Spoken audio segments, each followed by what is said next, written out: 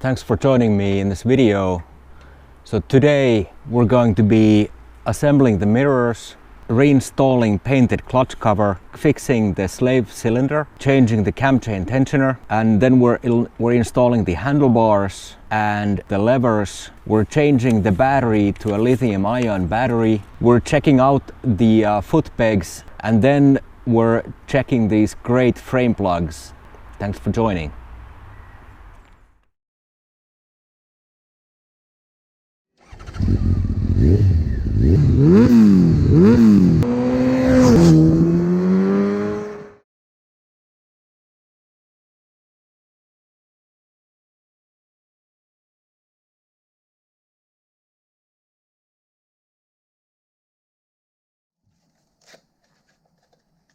Alright, let's start this video with the mirrors.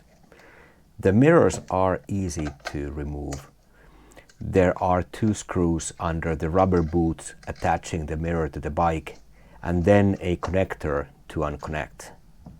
The mirrors need to be removed for turn signal lamp change, or if you want to replace the standard yellow lamp glass. I purchased another pair of mirrors from a wrecker shop and painted them. I greased the hinges. I purchased new, lightly tinted glasses from AliExpress. The whole assembly was a quick job to do.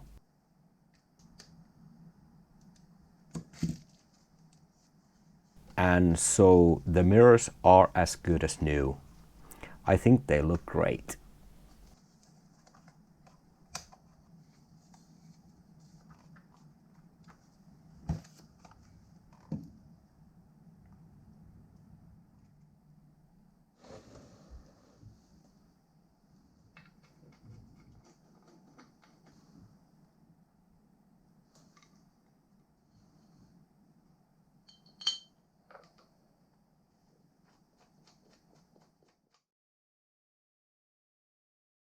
This is the original system.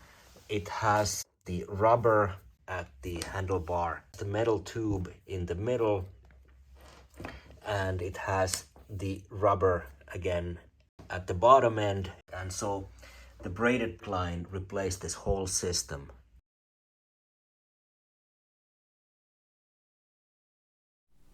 The clutch fluid gets gelled up due to the hot temperature from the engine. Also, the actuating axle comes past the front sprocket and gets grease onto it. The sealing gasket and the cylinder's gasket will wear out.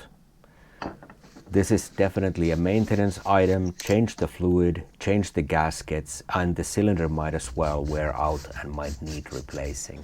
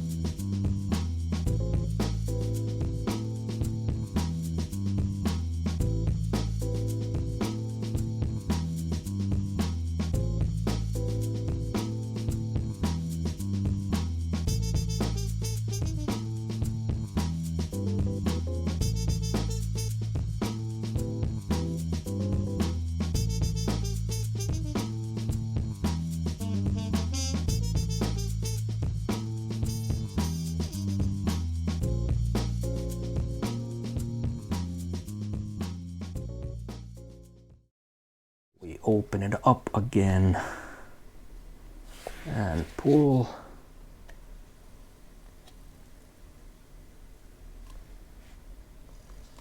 Okay, now the brake fluid is coming through.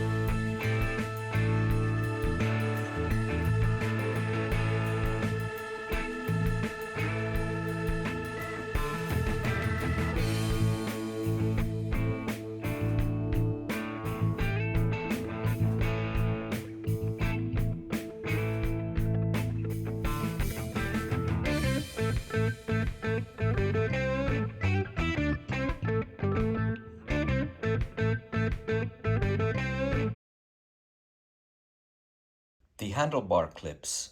This is from the Honda VFR 800. In the handlebar tube, there are already the locations where these controls snap on into, and the intention is that then they are in the predetermined right position. So as it's a Honda, it fits directly in place. So it was a really good swap, easy to do.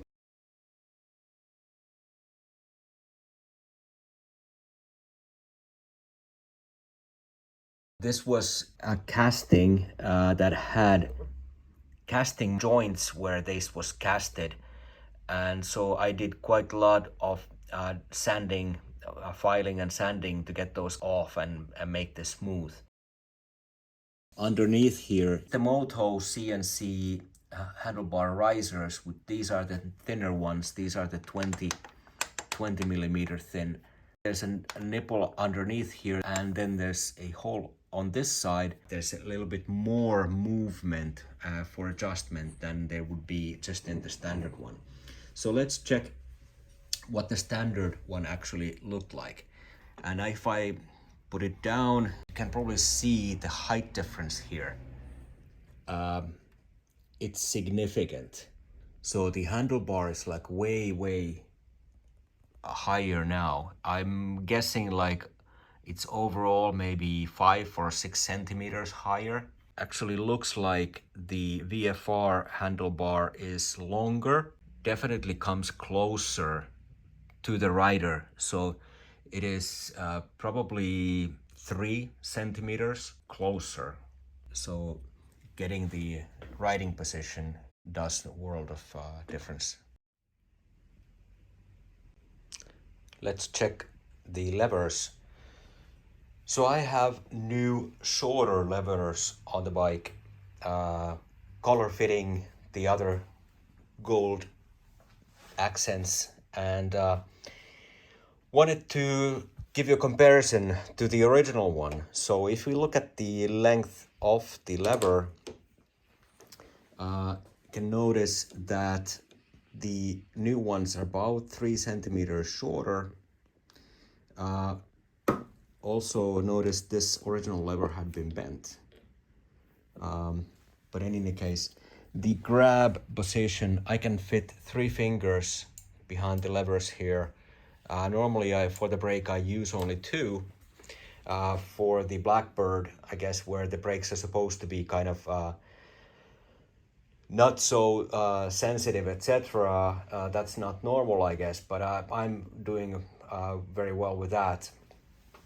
The action point or the lever point is here behind that screw, around that screw. And I don't get what the point is when people are saying that these Chinese levers are not good. Actually, I have no complaints with these. That is working very well. When I got these, I cleaned up the factory grease, put some new grease on them, checked all the screws, the tightness, etc. And yeah, at the moment I have no complaints about these. These are very nice looking, quality looks really good, happy with these levers. Let's check the clutch lever. So on this side, let's check the difference in length. Here again, it's about 3 centimeters shorter, as these are the shorter versions. And here I can fit 3 fingers around that clutch lever. The action in these adjustments, it's very nice and positive. And yeah, so working very well, looking very good. Aluminum from China, from AliExpress. I have no complaints. The cost was about 1/5 of what those brand name levers are. I don't see the point why spend that much money. These are working very well and they look great on the bike. It's crazy like how much the weight difference actually is. I mean, lifting this thing, God, it feels heavy, and then this one feels like the box is empty. Let's weigh that first. Okay. Lead battery. Okay, then I got this lithium battery. I attached this foam piece on it because it's much lower than the standard one, so that it fits in the place, and also put some foams in the bottom so it'll not rattle and hold in place there. So let's see now how much this weighs. 823 grams. So we're saving like 3 kilos right from there. The battery sits lower in its place, so that's why I put the foam piece in there with the rubber strap, now managing to hold the battery in place. The bike's coming together. All the plastic parts for this, I cleaned those up really well. I put some black silicone finishing turtle wax stuff on these. They came out really nice. They look very good. There's a foam on the edge of these plastic parts. I replaced those. I got some foam with adhesive meant for window sealing and that kind of thing, just from the local hardware store. It sticks really nice. It fits perfectly here. I cut that in half because it was too wide. I went to a local motorcycle store to get this tank guard and stuck that on the wrapping. These are the Buell pegs that have been powder coated black. I ground these corners down so that when it's in place, it's more comfortable for the boot to go past it. In order to fit them in place in the bracket of the Blackbird, the gap here was actually not wide enough for this to fit there. So had to grind off from this peg. And the second thing is that the hole here is much larger for this pin. So in order to make that fit, I have these spacers. So the dimensions of this, it's outside 11 millimeters and inside it's 8. So ordered these from a turning shop. This is stainless steel, some local shop. Asked from a couple of others, and they quoted something ridiculous like 80 euros to make a couple of these, but then found that small one who was willing to do this for something reasonable. Put the spring there, put the spacer back on in there. It's tight. And then put some grease on it.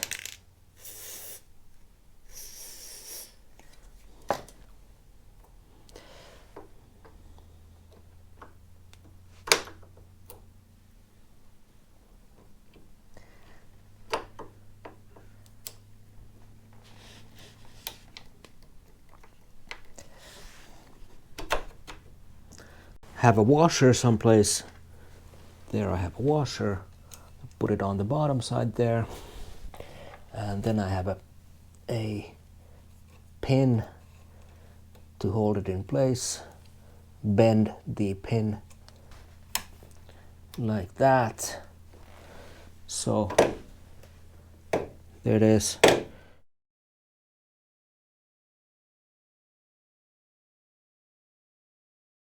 These frame plugs, I was hunting around to get these types of plugs. I know Jaws in the UK sells these aluminum plugs similar to these screws. I wasn't really excited about those. I wanted something that is not standing out so much. Since the frame is sort of like matte black, I wanted something similar. I ordered a set from eBay from the UK. Didn't have any explanation about the size of those, only that it fits in this bike. And when they arrived, there were 5 plugs and only 1 fit. All the other ones were wrong size. When I contacted them, they said that I should have read the ad. Well, I did, and it didn't say anything about the size. So disappointment with that, wasted money. They're not refunding me, they're not replying back. I found new plugs from a company here in Finland selling plastic plugs, and they fit perfectly. 2 different types. The smaller one is flatter, the bigger one has this slip on it, which is fine. That's the only ones in that size that they had. But I'm happy with that. That's fine.